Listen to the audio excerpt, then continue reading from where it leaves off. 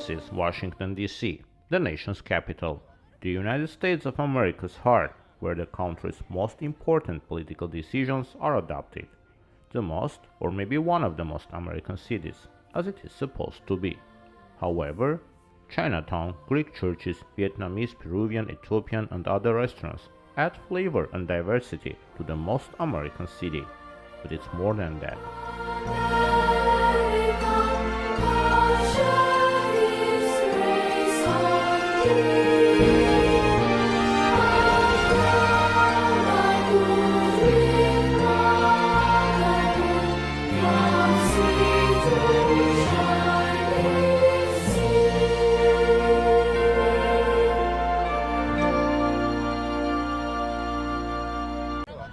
The White House, the office of the President of the United States. James Hoban designed this vital building of the country's key political city, built in the late 18th century.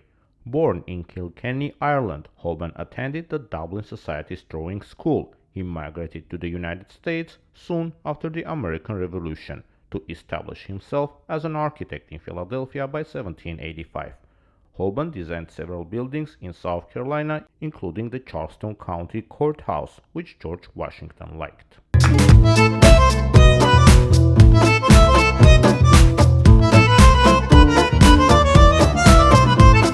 Same days while Hoban was working on the presidential house's construction, a different European architect, L'Enfant, came up with what is known as the first and most basic plan of Washington, D.C.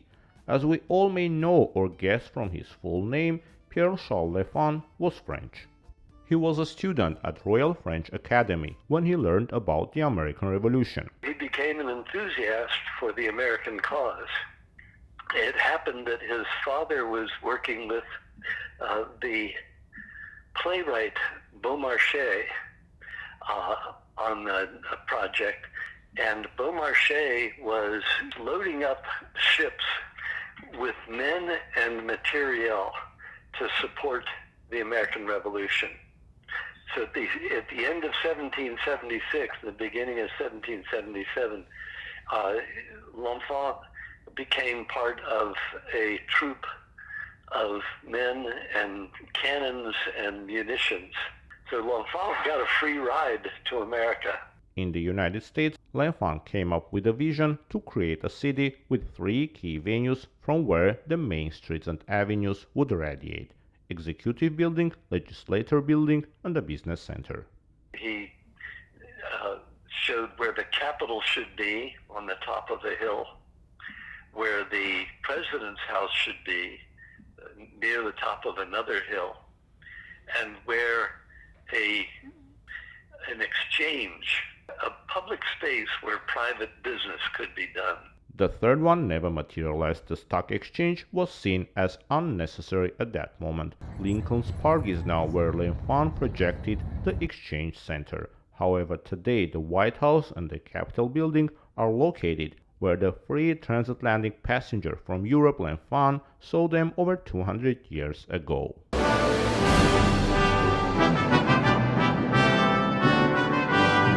Benjamin Henry Bonneval Lathrop was born in Yorkshire, England in 1764, as he would be named after the father of the American architecture, had English, French, German, and Dutch origins. He studied in Italy and in the territories that are partially Polish and partially German now.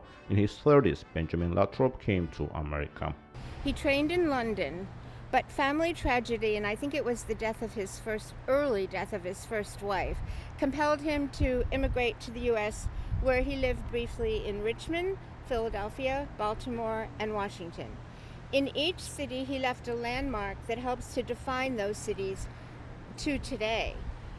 The Virginia State Penitentiary in Richmond, the waterworks in Philadelphia. In Baltimore, he designed the cathedral, an extremely large building sitting atop probably the highest hill in Baltimore.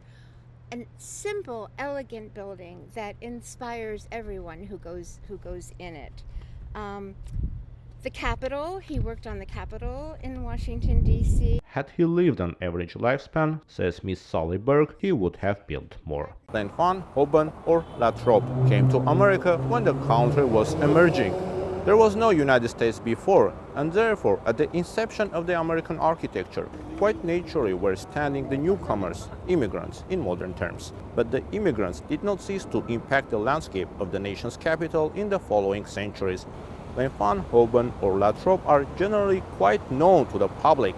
However, in modern Washington, D.C., many notable buildings have been designed or remodeled by architects whose names many of us might have not ever heard of. On the Gul Jamal ship, Caroline Mesrobian Hickman has preserved the restaurant's menu of the ship that brought her grandfather, architect Mihran Mesrobian, from Turkey to the United States. he was there for 31 years.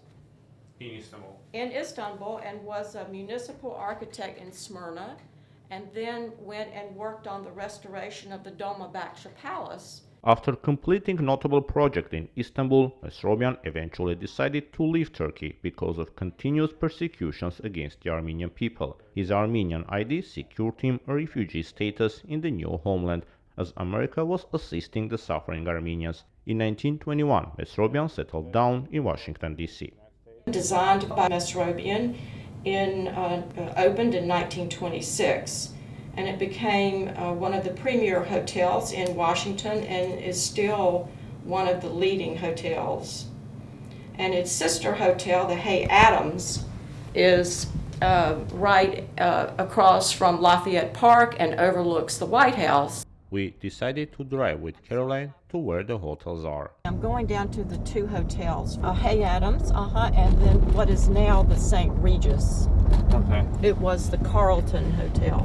This is the Hay Adams Hotel, one of the most elegant buildings that Mesrobian ever designed, at least in my opinion. It was built in 1927. He became Harry Wardman's chief architect, and this was one of two hotels that Wardman had Mesrobian design during the mid-1920s. It was very important for Wardman socially to be near the White House and to show his hotels were the best in Washington. Caroline describes Harry Wardman as one of the most, if not the most famous developer of the city in the 1920s.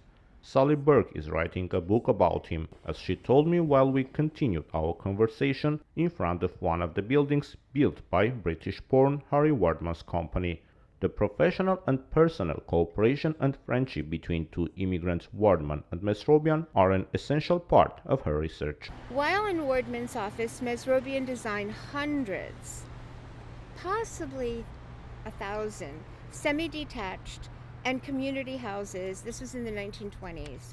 In Fort Stevens Ridge off of Georgia Avenue, English Village in Northwest Washington, Woodley Park, and Kalorama in Northwest Washington. At least 3 hotels, the elegant Carlton and Hay Adams hotels, as well as what is now known as the Wardman Tower, and numerous apartment buildings, primarily along Connecticut Avenue, one of the premier apartment building corridors in the United States. Although Mesrobian left Wardman's office when the developer declared bankruptcy in 1931, he continued to design for Wardman until the developer's somewhat early death in 1938. Sedgwick Gardens and other buildings on Connecticut Avenue carry some Eastern touch that Mesrobian blended with the Western style. We can find Mesrobian's image and information about him at the entrance to the DuPont Circle building. There is an old telephone box dedicated to Mesrobian in Tenleytown. A plaza is named after Lanfan. Latrobe gates are located near the Navy Yard building. We established that newcomers had an essential impact on the most American city. Sally Berg suggested her perspective. Of course they should, except for Native Americans, the country itself is a country of immigrants, whether they are first or later generation Americans.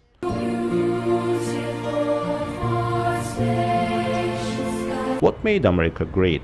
Among many possible answers from the economy, natural resources, and its vast geography, don't forget to mention the immigrants.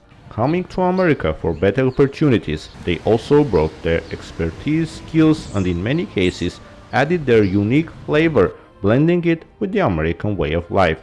Therefore, it seems ultimately fitting that the nation's capital looks so American from the outside but carries a substantial immigrant touch from the inside, from the White House to Marriott Wardman Hotel, from Pierre Lefan to Mihran Mesrobian.